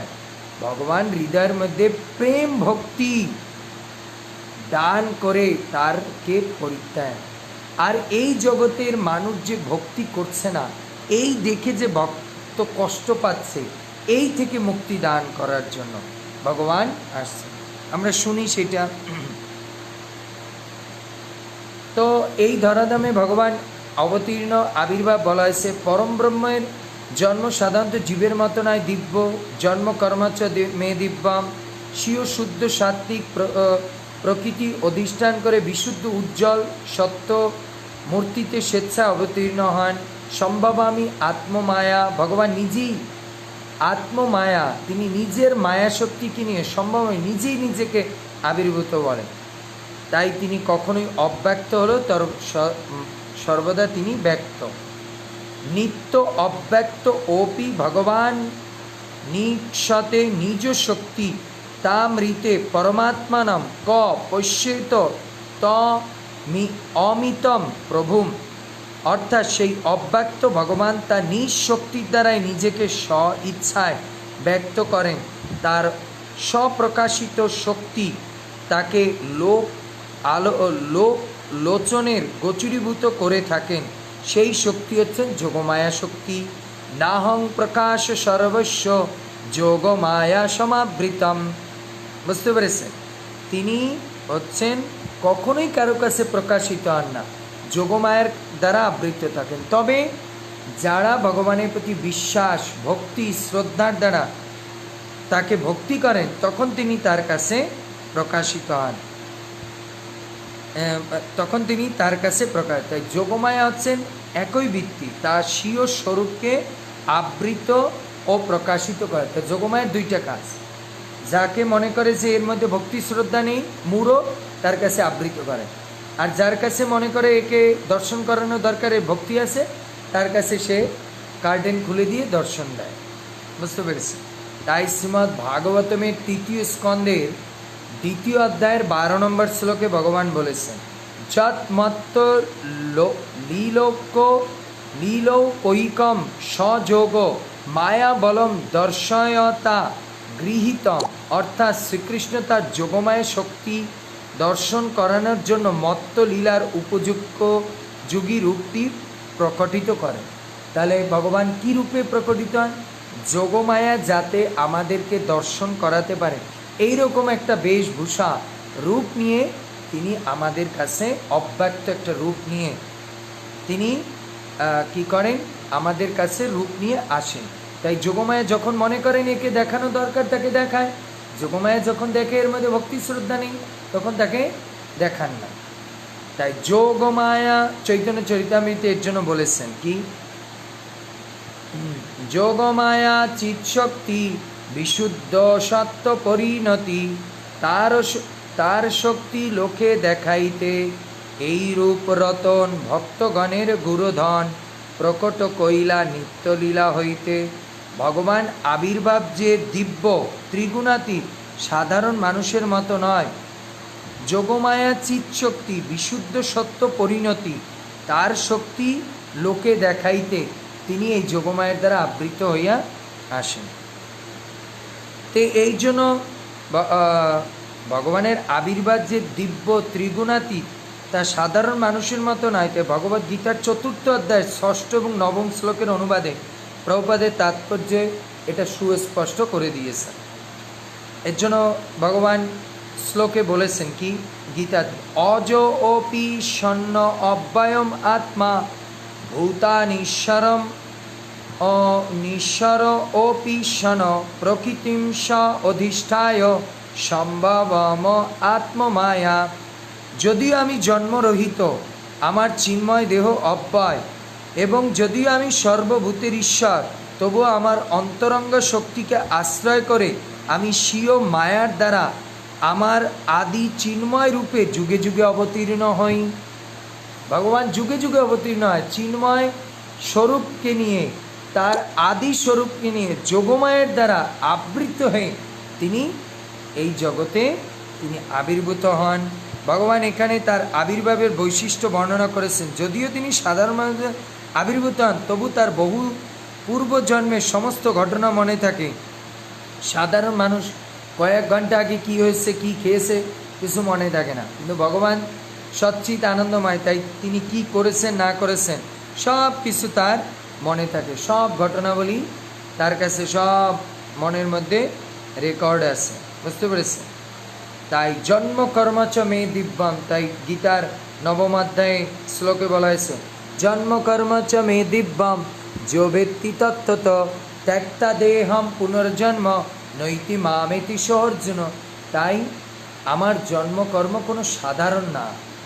তাই গীতায় ভগবান কৃষ্ণ বলছে, অর্জুন আমি তোমাকে এই গীতার জ্ঞান বহু 40 লক্ষ বছর আগে একবার দিয়েছিলাম, 40,000 বছর আগে, কিন্তু তোমার মনে নেই, আমার মনে আছে। কেন? ভগবানের হচ্ছে সচ্চিদানন্দময় স্বরূপ, আর তিনি সর্বদাই আছেন।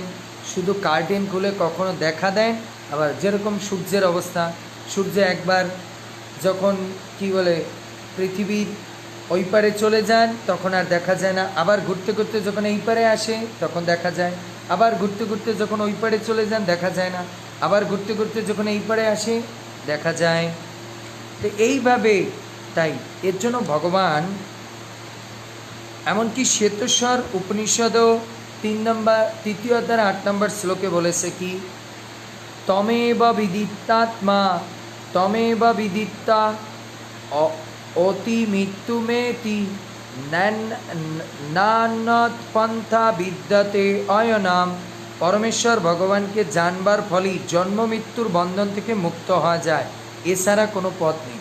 এই ভগবানকে কি জানার ফলে জন্ম মৃত্যুর চক্র থেকে মুক্ত হয়? এটাই জানা যায় যে ভগবানের ভক্তি ছাড়া ভগবানকে জানা যায় না। আর ভক্তি করতে হলে কী করতে হবে? ভজন করতে হবে, আর ভজন করলেই তার কি হবে? মুক্তি হয়ে যাবে। তাহলে বুঝতে পারলেন, শেষর উপনিষদ এবং গীতাতেও বলছে জন্মকর্মচ মে দিব্য, তাই দিব্য যো ব্যক্তি তত্ত্বত, তাই তত্ত্বগতভাবে কি জানবে?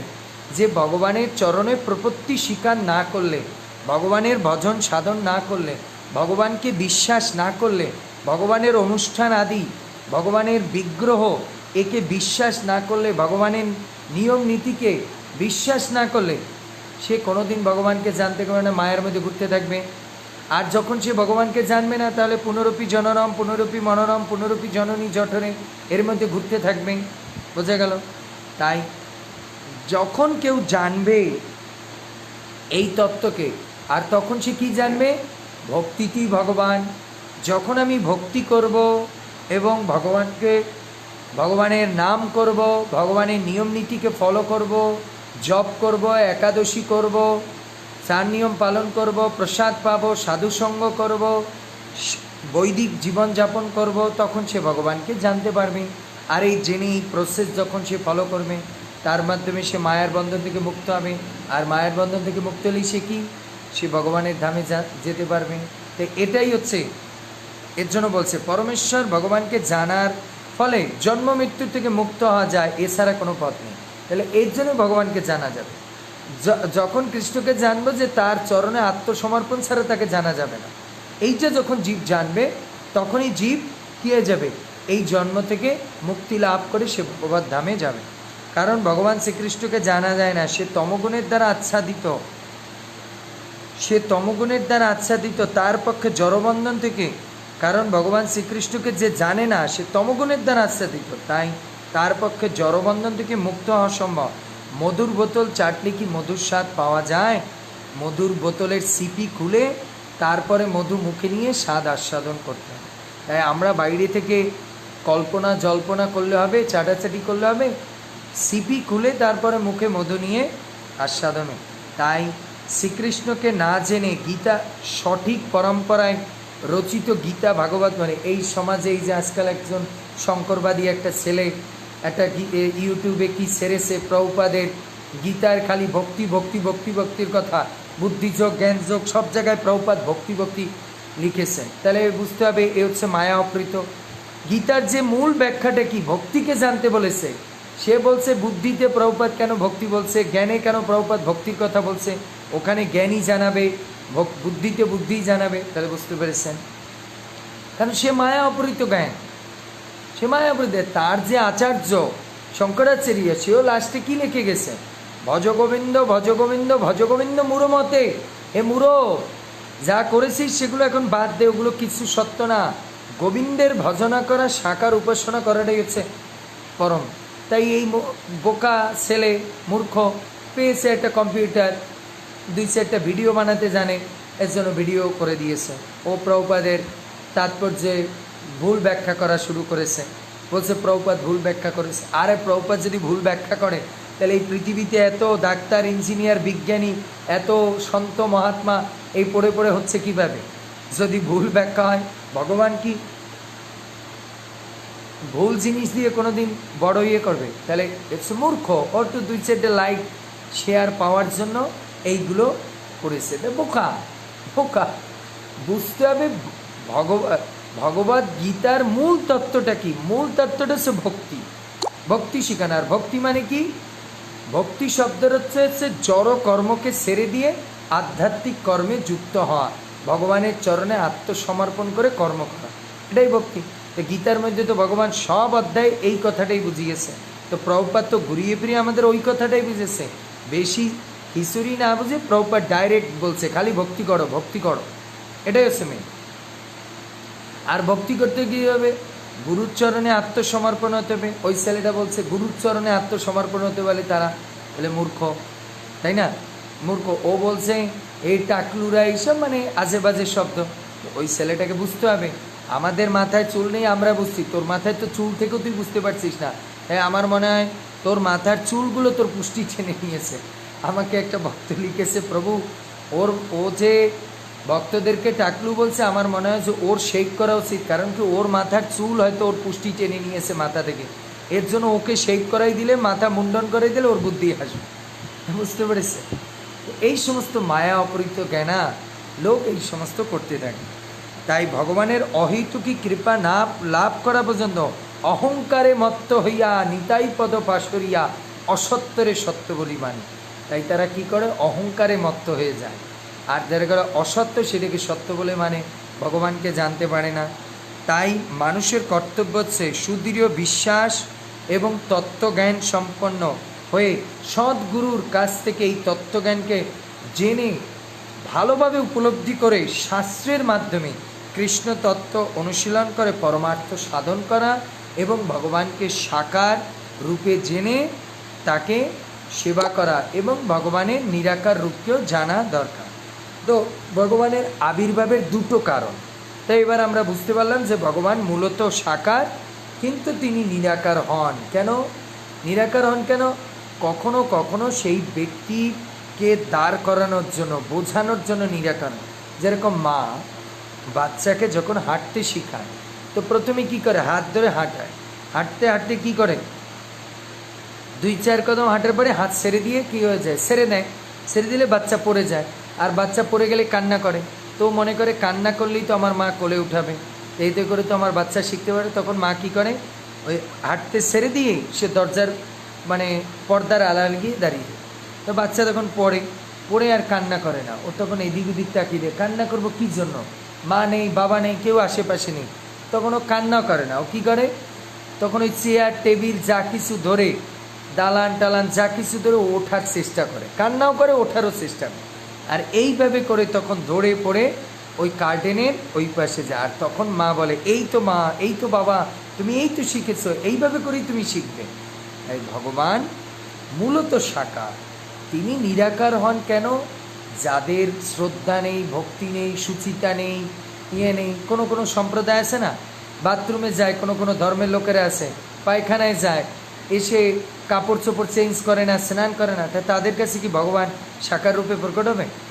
ওই একই বিছানার মধ্যে খায়, ওইটার মধ্যে ঘুমায়, ওইটার মধ্যে পায়খানা প্রস্রাব করে, ওই লুঙ্গি ওই সব করেই থাকে, তাদের কাছে ভগবান আসবে? ভগবান কি এত সস্তা জিনিস? নোংরা, অপবিত্র? হ্যাঁ, সনাতন ধর্মে মুনি ঋষিরা 3 বেলা স্নান করে, শুদ্ধ তিলক করে, তারপরে কি বলে বৈধভাবে নারী সঙ্গ করে। আবার মুনি ঋষিরা যারা আধ্যাত্মবাদী তারা নারী সঙ্গ করে না।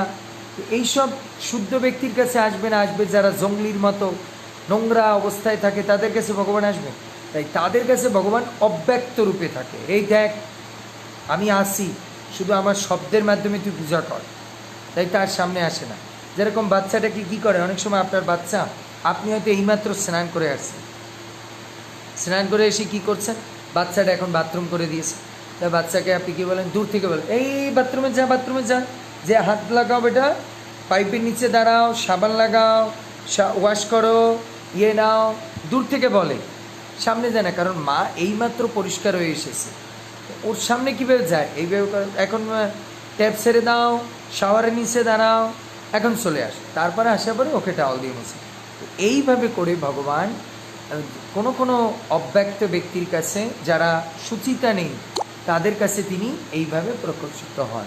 তাহলে বোঝা গেল, ভগবান মূলত সাকার, কিন্তু ব্যক্তি বিশেষের কাছে তিনি নিরাকার। এই কথা পরীক্ষিত মহারাজ, সুখদেব গোস্বামী পরীক্ষিত মহারাজের কাছে প্রকট করলেন,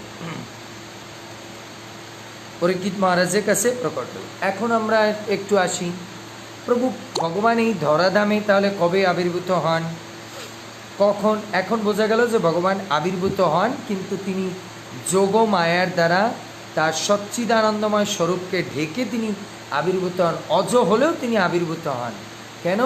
তার ভক্তকে প্রেম দান করার জন্য, তার ভক্তের মধ্যে অস্থিরতা থেকে স্বস্তি আনার জন্য, তার মধ্যে যে অন্য ভক্তরা তাকে মানছে না, এই যে অন্যরা মানে না, এইটাকে মানার জন্য ভগবান এসে চিহ্ন আদি রেখে যায়, এগুলোর জন্য ভগবান আবির্ভূত হন। বুঝতে পেরেছেন? যোগমায়ের দ্বারা কার্টেন দিয়ে আবির্ভূত হন।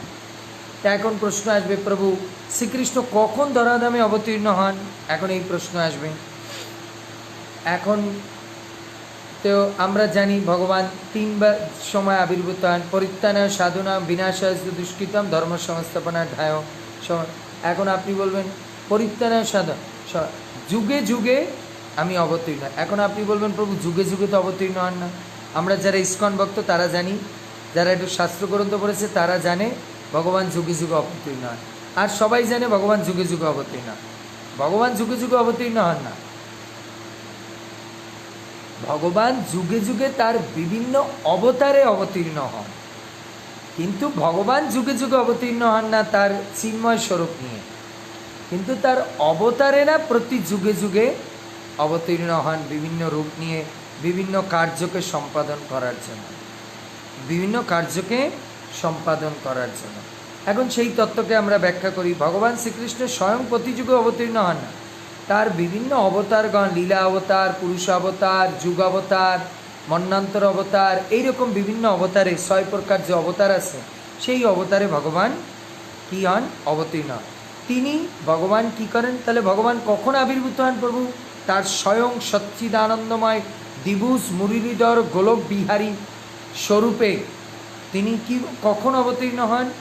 তিনি ব্রহ্মার এক দিনে মাত্র একবার অবতীর্ণ হন। ব্রহ্মার এক দিনে মাত্র একবার অবতীর্ণ হন। তার ব্রহ্মা ১০০ বছর বাঁচে, ব্রহ্মার ১০০ বছর, ১০০ বছর বাঁচে, তার মধ্যে দিনে একবার তিনি আসেন। ব্রহ্মার এক দিনে তিনি একবার আসেন, মানে ডেলি একবার করে সে ব্রহ্মার সঙ্গে কি সব ঠিকঠাক আছে তো, সব চলছে তো, তোমার সৃষ্টি কেমন চলছে, এর জন্য দিনে, যেরকম আমরা অফিস করি না, বড় বড় যারা কোম্পানিতে চাকরি করেন, তো স্যার কি, বস কি, বস ১১টার সময় বা ১২টার সময় একবার আসে, তিনি এসে একবার অডিট করে যায়।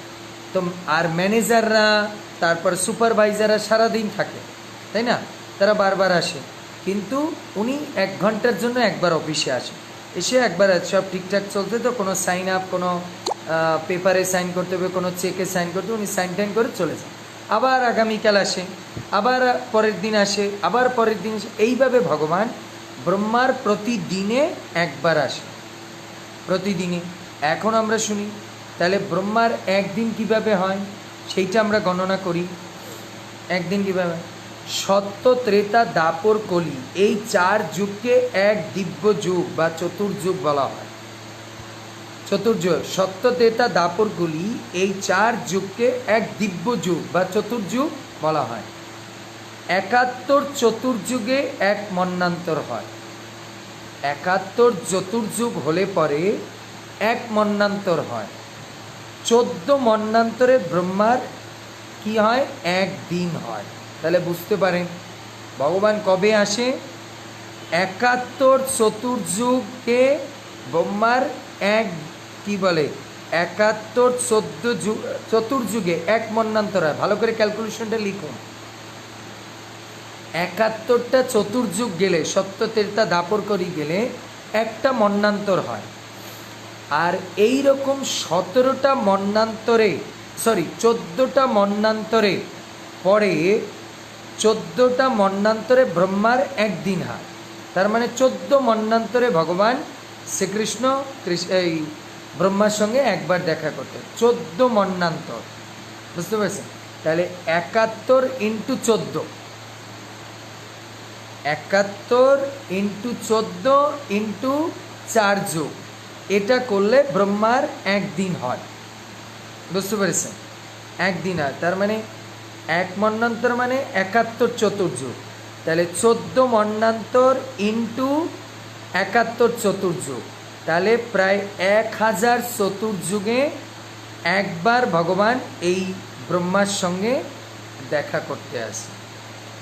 71টা চতুর্যুগের পরে ভগবান শ্রীকৃষ্ণ একবার এই ব্রহ্মা 71টা চতুর্যুগের এইরকম 14টা মন্বন্তর গেলে পরে ভগবান একবার আসে। তাহলে কত চিন্তা করুন, কত ডিউরেশন টাইম। তো এই কলিযুগের আয়ু কত? এই কলিযুগের সময়সীমা আছে 4,32,000 বছর। এরপরে হচ্ছে দাপর যুগের সময়সীমা কত? 8,64,000 বছর। তারপরে সে ত্রেতা যুগের আয়ু কত? 12,96,000 বছর। তারপর সে সত্য যুগের আয়ু কত? 17,28,000 বছর। এই 71 চতুর্যুগের মানে সময়সীমাটা কত? 43,20,000 বছর। 43,20,000 বছরে হয় এক চতুর্যুগ। বুঝতে পেরেছি? তাহলে 71 চতুর্যুগ মানে হচ্ছে 43,20,000 বছর ইন্টু 71 মানে 71 চতুর্যুগ যাবে। তাহলে টোটাল হয় কত? 306,72,000 বছরে এক মন্বন্তর হয়। 306,72,000 বছরে এক মন্বন্তর হয়। এই রকম 14 মন্বন্তর অর্থাৎ হচ্ছে 30,67,20,000 ইন্টু 14 এই ইন্টু 14 এইটা দিলে পরে যে ক্যালকুলেশনটা আসবে,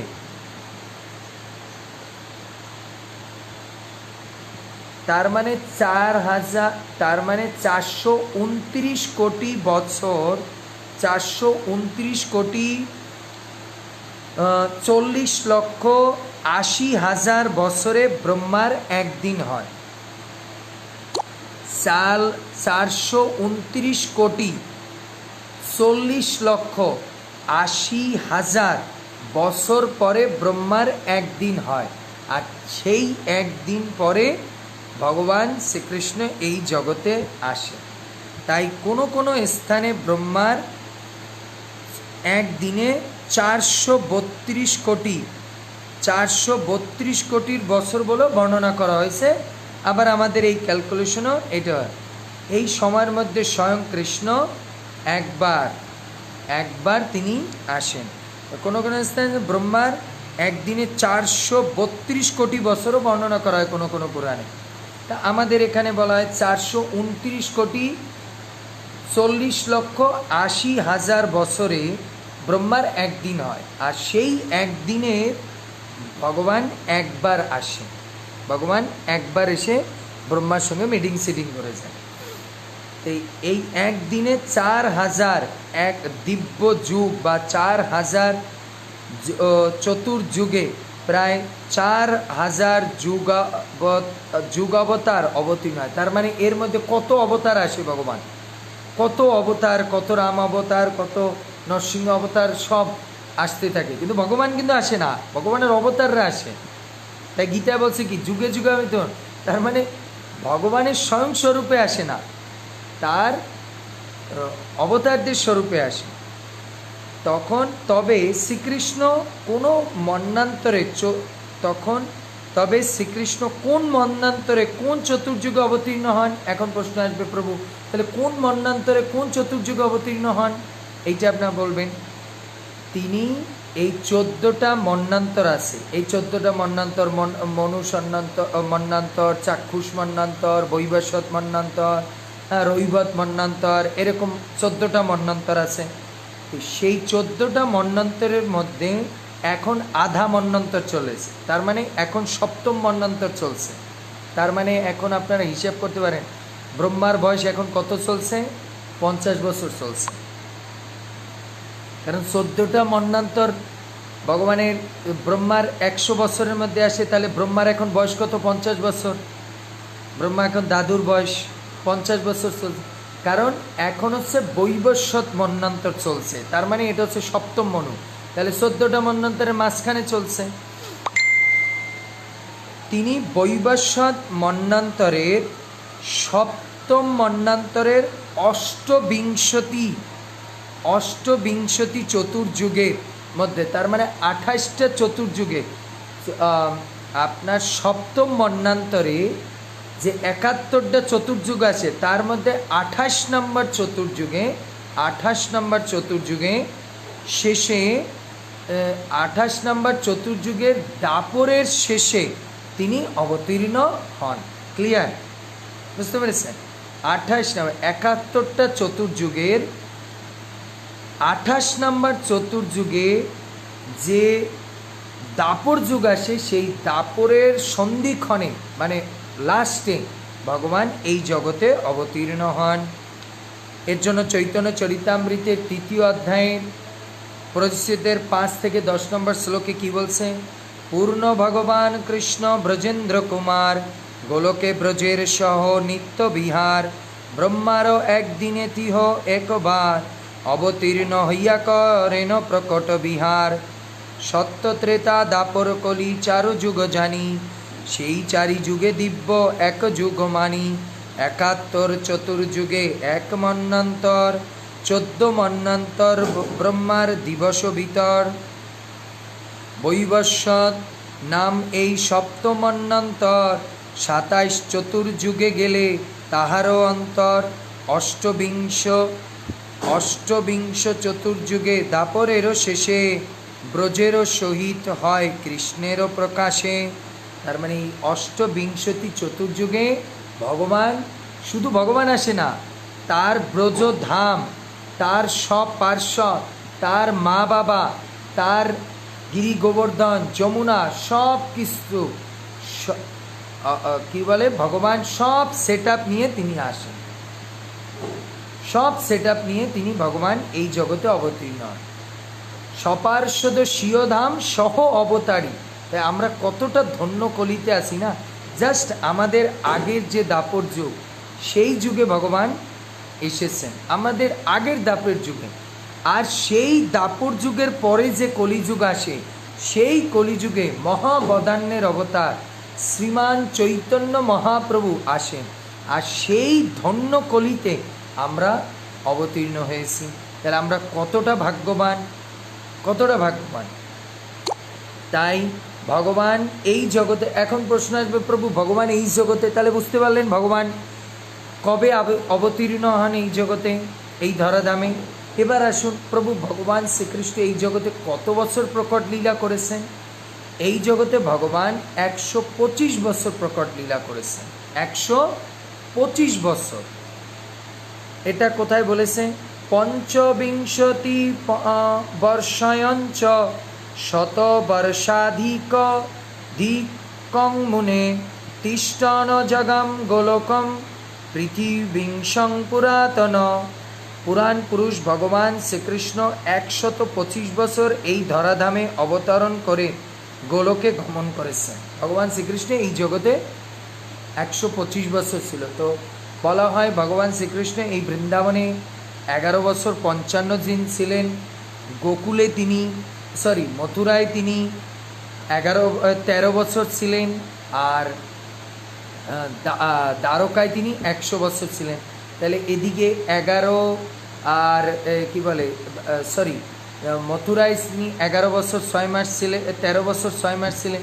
তাহলে এদিকে 11 বছর 6 মাস বৃন্দাবনে প্রকট লীলা, তারপরে মথুরায় তিনি কি করেছেন 13 বছর 6 মাস ছিলেন। তাহলে এদিকে কত হলো 24, 13 আর 11 হচ্ছে 24, আর এই যে 6 মাস 6 মাস তার মানে কি হচ্ছে 6 মাস 6 মাস তার মানে হচ্ছে 25 বছর হলো। আর দ্বারকায় ভগবান ছিল 100 বছর। তাহলে 125 বছর ভগবান এই ধরাধামে তিনি লীলা করেছেন, তার স্বীয় ধামকে নিয়ে, স্বীয় পার্ষদ, স্বীয় মা বাবা, পরিকর সব কিছুকে নিয়ে। এখন প্রভু ভগবান তো এই আবির্ভূত হলেন বুঝলাম। এখন প্রশ্ন হচ্ছে প্রভু ভগবান এই ধরাধাম থেকে কবে চলে গেলেন, এই প্রশ্ন আসবে। ভগবান এই ধরাধামে কবে আবির্ভূত হলেন? ব্রহ্মার একদিনে 14 মনুষ শাসনকালে, তার মধ্যে বৈবস্বত মনুষ 7-8 চতুর্যুগে, 28 দাপর যুগের শেষে ভগবান প্রায় 125 বছর পূর্বে, ভালো করে শুনুন, ভগবান কবে আবির্ভূত হন? সূর্যদেবের দক্ষিণায়ন কালে বর্ষা ঋতুর ভাদ্র মাসে কৃষ্ণপক্ষ অষ্টমী তিথি বুধবারে অর্ধরাত্রে অর্থাৎ 12 ঘটিকায় শ্রীকৃষ্ণ আবির্ভাব দিবস হয়। তাহলে ভগবান শ্রীকৃষ্ণ তিনি কি করেন? সূর্যদেবের দক্ষিণায়ন কালে বর্ষা ঋতুতে ভাদ্র মাসে কৃষ্ণপক্ষের অষ্টমী তিথিতে, তারপরে রোহিণী নক্ষত্রে বুধবারে, ভগবান জন্মগ্রহণ করে বুধবারে অর্ধরাত্রে তার মানে রাত 12টায় তিনি এই জগতে আবির্ভূত হন। তারপর প্রশ্ন আসবে প্রভু ভগবান কোন বংশে জন্মগ্রহণ করেন?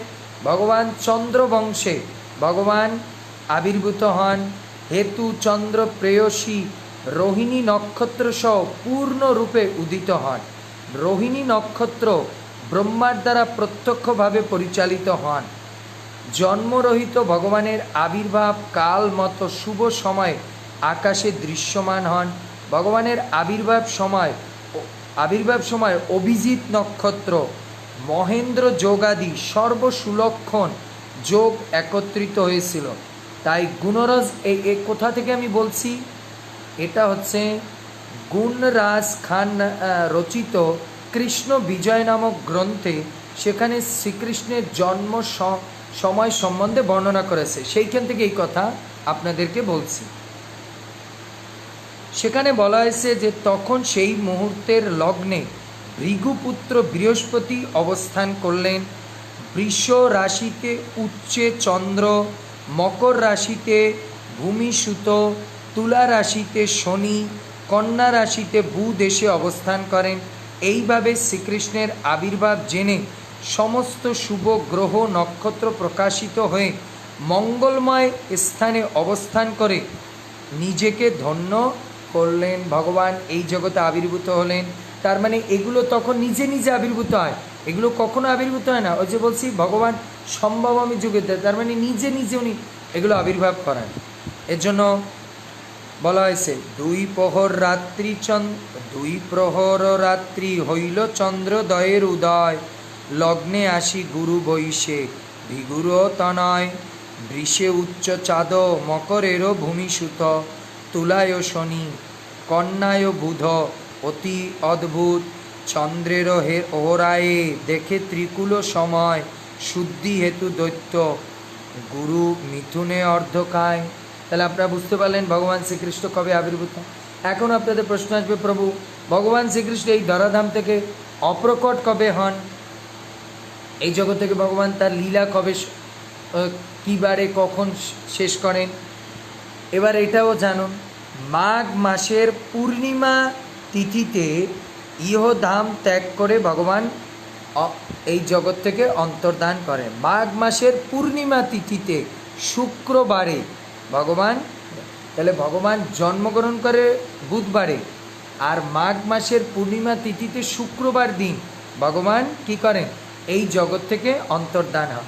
আর যেদিন ভগবান অন্তর্ধান হন সেই জরা ব্যাধের মাধ্যমে সেই ধনুকের মাধ্যমে উশিলা নিয়ে ভগবান এই জগৎ থেকে অপ্রকট হন, তার পরপরই কলিযুগ শুরু হয়। জাস্ট ভগবান চলে যান, তারপরে কলি প্রকাট হন। কারণ ভগবান যতক্ষণ থাকবে ততক্ষণ কলি আসতে পারবে না, কলি প্রভাব বিস্তার করতে পারবে না, বুঝতে পেরেছে? ভগবান যতক্ষণ থাকবে ততক্ষণ কলি আসতে পারবে না। যেই ভগবান এই জগতে অপ্রকট হলেন, তারপর থেকে কলিযুগ শুরু হলো। তাই বিশ্বনাথ চক্রবর্তী ঠাকুর বলেছেন, মাঘশ্রী তেষু তেষু তদ অন্তর্ধানম কলি প্রবেশম। তার মানে মাঘ শ্রী তেষু, মাঘ মাসের মাঘ মাসের পূর্ণিমা তিথিতে শুক্রবার এই জগৎ থেকে ভগবান অপ্রকট হওয়ার সঙ্গে সঙ্গে কলি এই জগতে প্রবেশ করে। তাই এখন আসুন, তাহলে এই যে ক্যালকুলেশনটা হলো, এখন আমরা ফাইনাল এপিসোডে আসি। তাহলে প্রভু, এই বছর ভগবানের কততম বার্থডে আমরা পালন করব? কততম বার্থডে আমরা পালন করব? আমরা বলি না, the 27 happy birthday ceremony to our this devotee. আমরা যেরকম 125 বছর হ্যাপি অ্যাপিয়ারেন্স ডে অফ শিল Prabhupada we are going to celebrating this ইয়ার। এখন আমরা বলতে হবে না যে প্রভু, এই যে 30 তারিখ 30শে অগস্ট সোমবার আমরা যে ভগবানের বার্থডে করব, তাহলে প্রভু এই ক্যালকুলেশন হিসেবে ভগবানের কততম বার্থডে এইবার?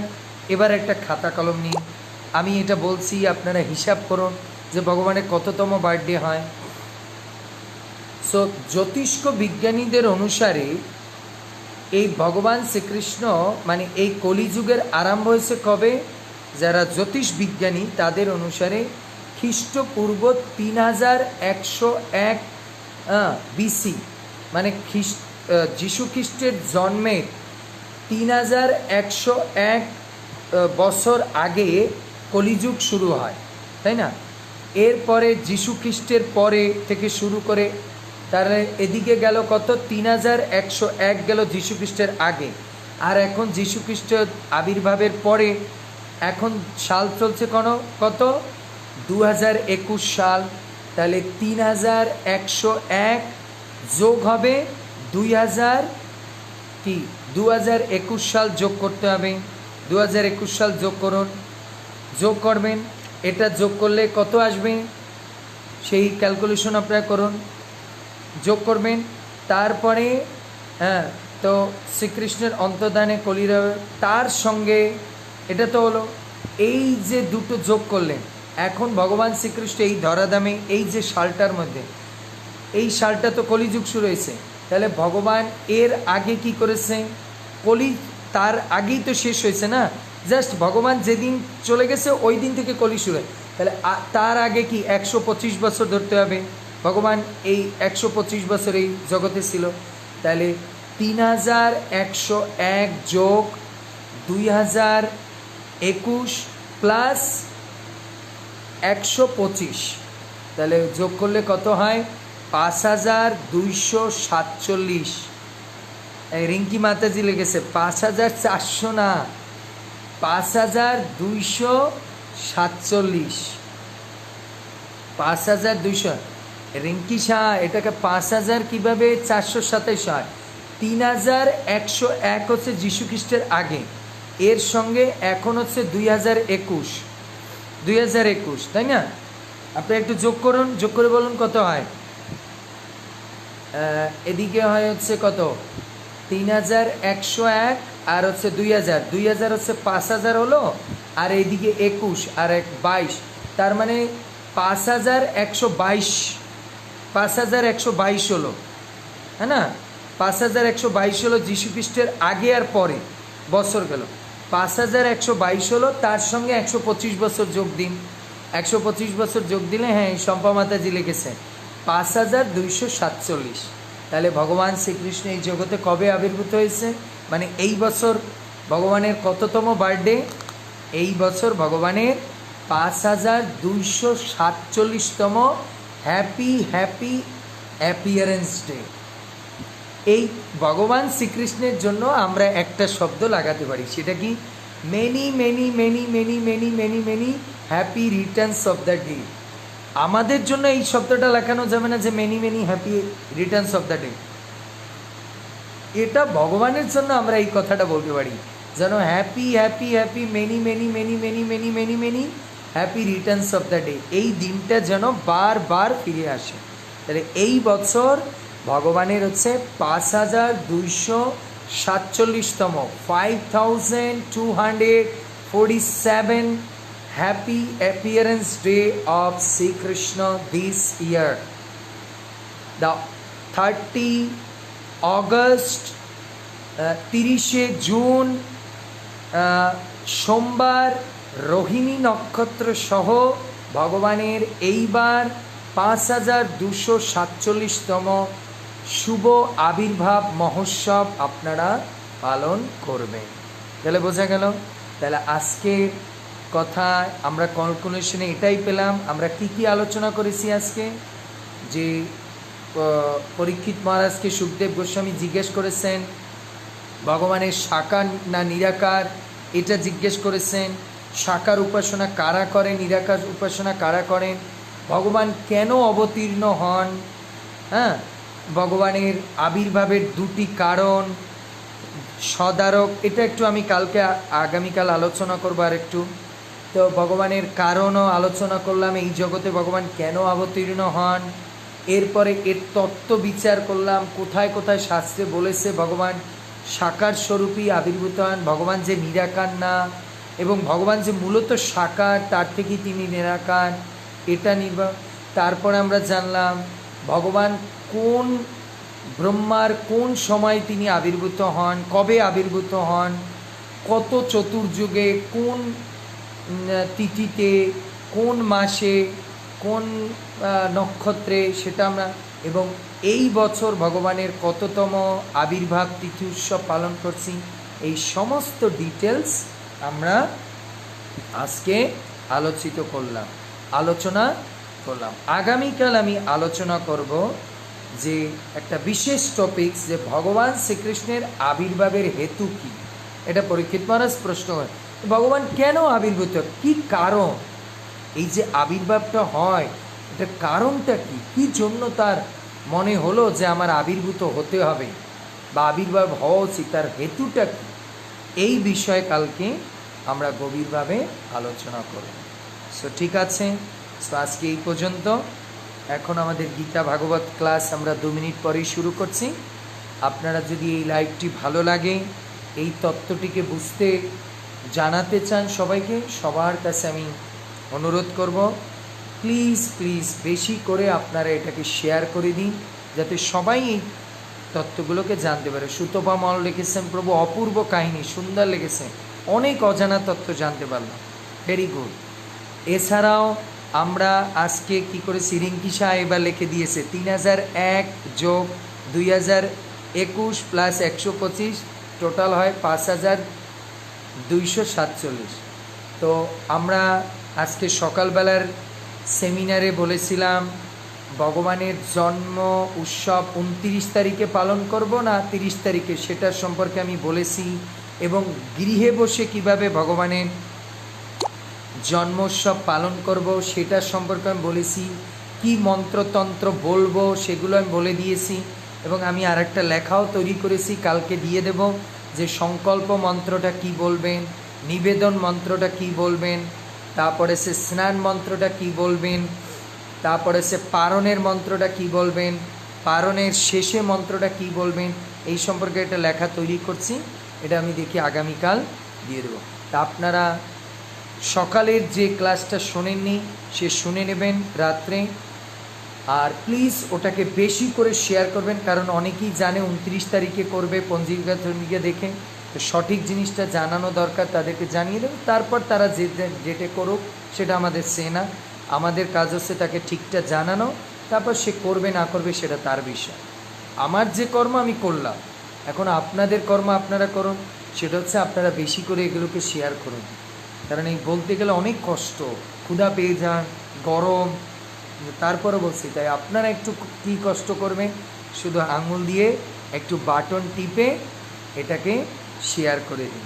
তাই এই ভিডিওটাকেও শেয়ার করুন, স্ক্রল করে একটু নিচে যান, দেখুন সকালের ভিডিওটা খুব ইম্পর্টেন্ট, খুবই ইম্পর্টেন্ট। সকালের ভিডিও, আজকের ভিডিওটাও, এই যে এখন যে ভিডিও, এগুলোকে বেশি বেশি করে শেয়ার করবেন, ঠিক আছে?